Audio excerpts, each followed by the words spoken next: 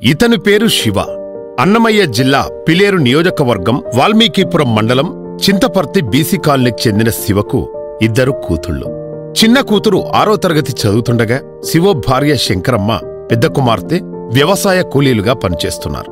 ఇలాంటి నేపథ్యంలో ఇద్దరు కూతుళ్లను చదివించడానికి పెళ్లి చేసేందుకు రాయచోటికి చెందిన ఓ ఏజెంట్ ద్వారా ఈ మధ్యనే శివ కువైట్కు వెళ్లాడు. కాని అక్కడికి వెళ్ళాక శివకు తాను మోసపోయానని తెలిసింది.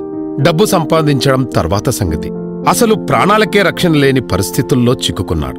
తన దుర్భర పరిస్థితుల గురించి వివరిస్తూ ఒక వీడియోని సామాజిక మాధ్యమంలో పోస్టు చేశాడు.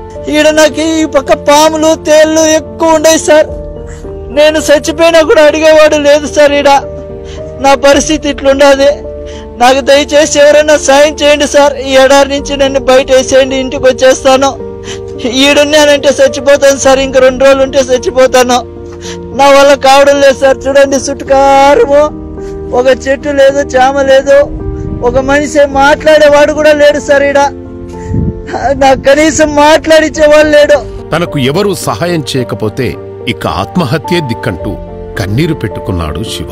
అది చూసి శివ చిన్న కుమార్తె కన్నీటి పర్యంతమైంది.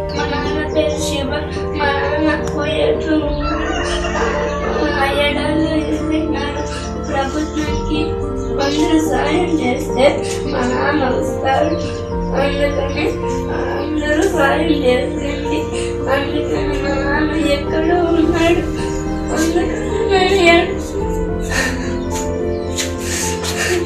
ఈలోపు శివ వీడియో ఆంధ్రప్రదేశ్ రాష్ట్ర విద్యుత్ ఐటీ శాఖ మంత్రి నారా లోకేష్ గారి దృష్టికి వచ్చింది. వెంటనే ఆయన స్పందించి కేంద్ర సహకారంతో బాధితుణ్ణి రాష్ట్రానికి తీసుకొస్తామని హామీ ఇచ్చారు. అంతేకాదు, శివకు సాయం చేయాల్సిందిగా టీడీపీ ఎన్ఆర్ఐ బృందానికి బాధ్యత అప్పగించారు. వారు ఇండియన్ ఎంబసీతో సంప్రదింపులు జరిపారు.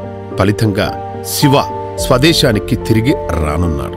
ఆ కూతుళ్లు తన తండ్రిని కళ్లారా చూసుకోనున్నారు. శివ విషయంలో తక్షణం స్పందించిన మంత్రి లోకేష్ గారికి శివ కృతజ్ఞతలు తెలిపారు. ఇప్పటికే మంగళగిరి నియోజకవర్గంలో ప్రజా దర్బార్ కార్యక్రమం ఏర్పాటు చేసి ప్రజల సమస్యలను పరిష్కరిస్తున్న లోకేష్ గారు తన దృష్టికి వచ్చిన ప్రతి ప్రజా సమస్యను పరిష్కరించేందుకు కృషి చేయడంపై ప్రజలు సర్వత్రా హర్షం వ్యక్తం చేస్తున్నారు.